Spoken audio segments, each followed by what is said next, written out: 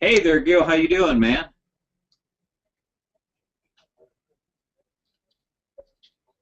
Hey, it was great. How was Monterey?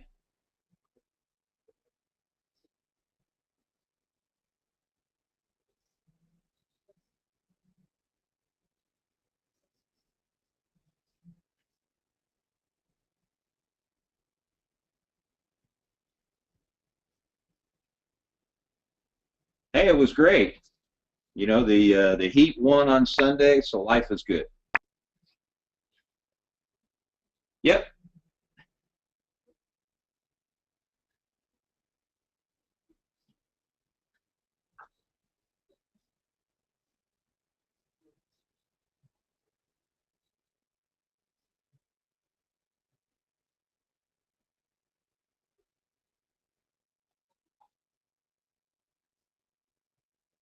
Well, it went real good. We One of the investors, we got on the phone live with the seller on a postcard. He sent out a little postcard and got a response from the seller. And the guy had like 12 properties he wanted to unload. He's a real successful investor, has a nice portfolio in the southern part of California. He's at this point where he's kind of a tired landlord. He's looking for a way out, and he's not super motivated. He's not in intense distress, but he'd like to go spend more time laying out at the pool and playing golf and not dealing with tenants. And he just had a bad experience on one of his properties where he had to throw out the tenant and do a big bunch of fix-up. So he's kind of decided that maybe it's time. So we found out information. We got the addresses to all the properties, and the investor was going to drive by and look at one and kind of make an offer on that one, and then take the guy's temperature on that and the rest of them, and then we'll know how to proceed.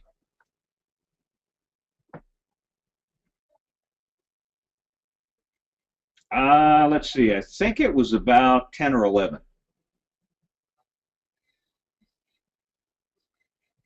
Yeah. No, no, local owner.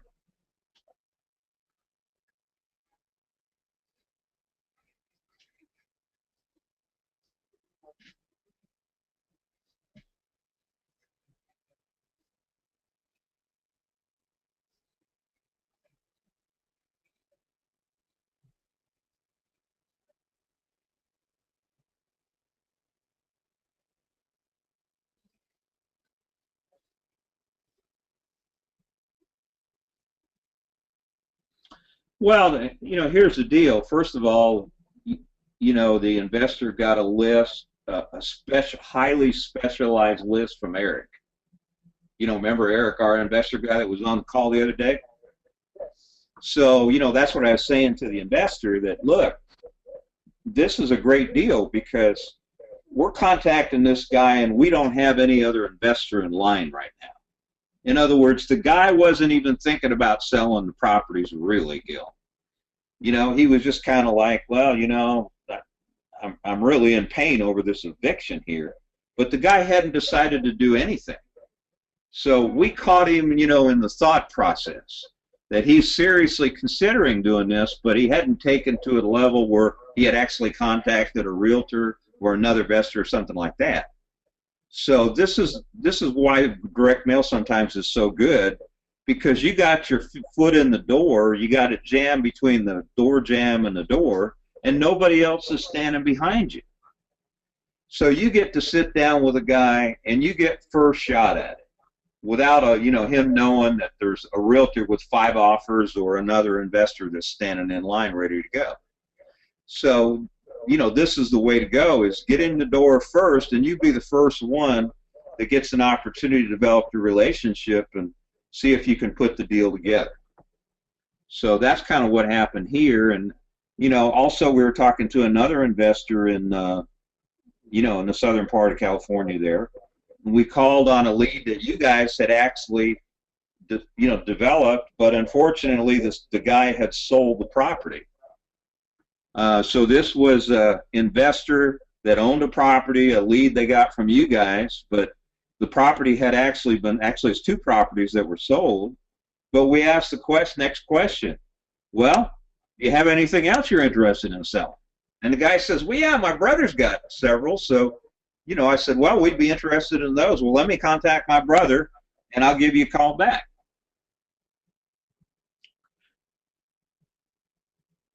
So, you got to ask the questions when you're on the phone with these sellers.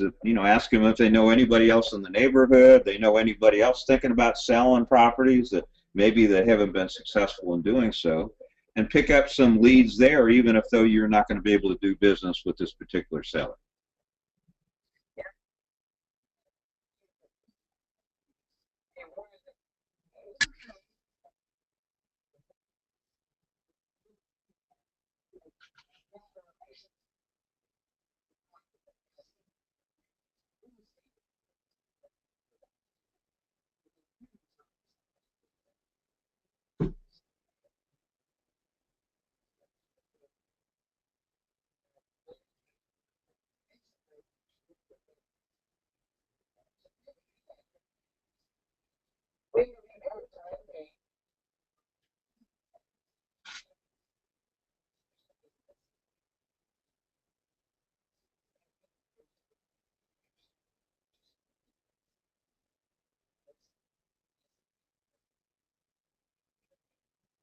Like you mentioned, I want to highlight that.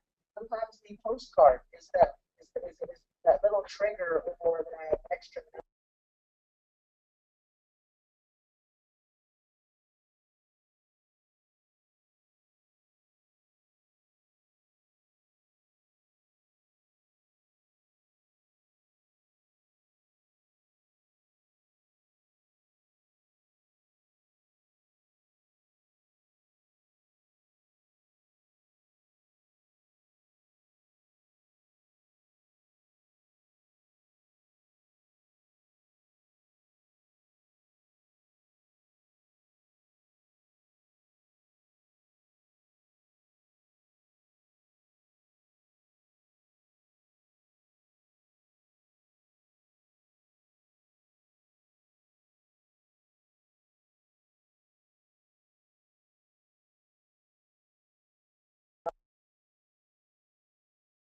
I need it. I've been looking for that kind of action, and maybe I'm looking to put some transition out. So fantastic stuff. And my partner, want to go on these just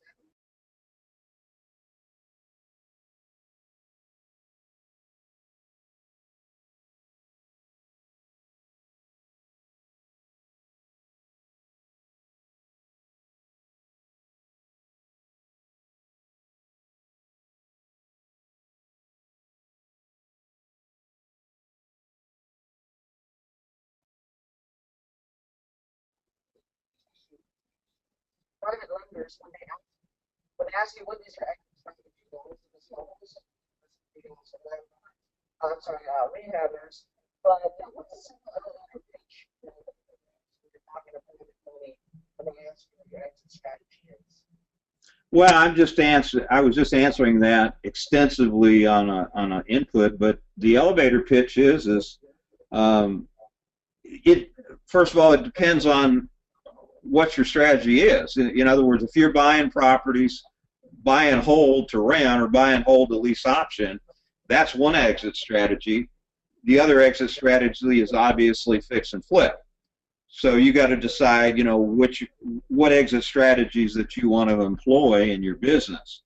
So let's just assume that you're buying the property and you're going to fix it and flip it. So the elevator pitch is well, first of all, I usually ask people, do you know anybody that is looking for an excellent return on their money that's well secured by real estate? And so that would be my first elevator pitch. And then they say, well, we'd be interested, but we want to know what your exit strategy is. And my exit strategy is as well, I've got a professional, excellent contractor whose his whole business is remodeling properties in the quickest time possible. So I hire the best contractor possible. I evaluate the property, buy it correctly, do a budget for contracting, And then when it's finished, we have a marketing strategy that gets the property sold in 30 days or less, so that you can get your money back. And the way we do that is we offer you a fixed return or 20% of the net profit, whichever is greater. Would you be interested in talking further about that?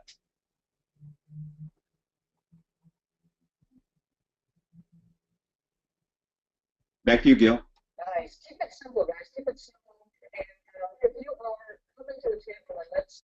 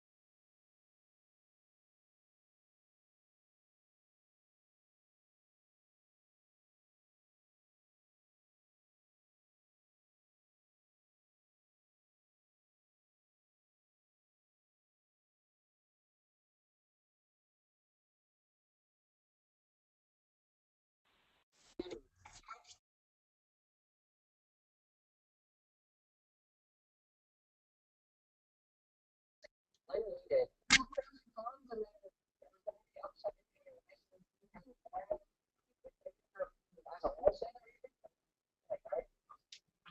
Well, there's a couple of students I'm working with that are licensed, and so instead of just looking at a wholesale deal or owner financing or rent to own, those are generally the three strategies that we look at with every property. We add a fourth one, listing the property as a realtor. So, it's like a baseball cap that has four bills on it. You just turn it around and, to the bill that makes sense for this property. And we had one the other day um, where it wasn't going to be a wholesale deal, wasn't going to be an owner financing deal or a rent to own, but it was an ideal property to list and sell retail. So that's how the student approached the lead when he followed up. He made contact and said, I literally live 3 blocks from the property. I know the market well. I'd love to come take a look at it when you folks are ready to really do something, because the property is overpriced right now, and they admitted that. So when you're serious about selling, please give me a call. Let me be the first one in and see if I can show you how I can get the property sold effectively.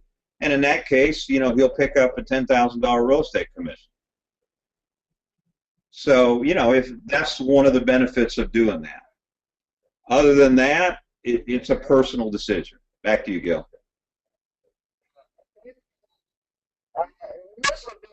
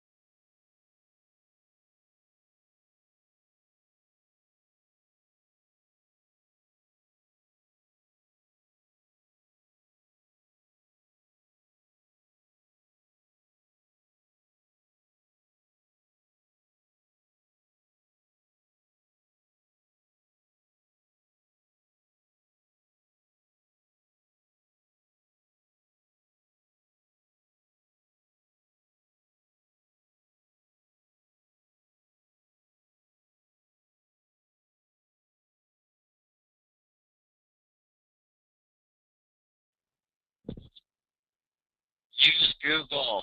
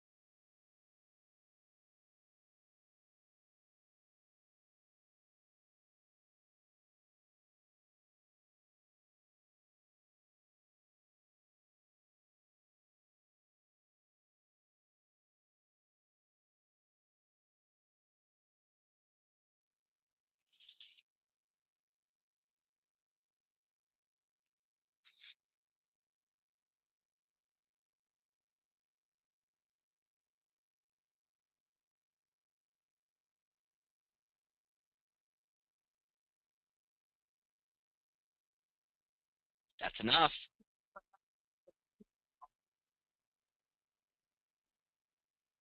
Cool. Yeah. No big updates. Just nice echo. I'm probably gonna be calling a bunch of FISBO, so I'm just gonna queue up a big list in Excel, which means a lot of calls today, so it'll be fun.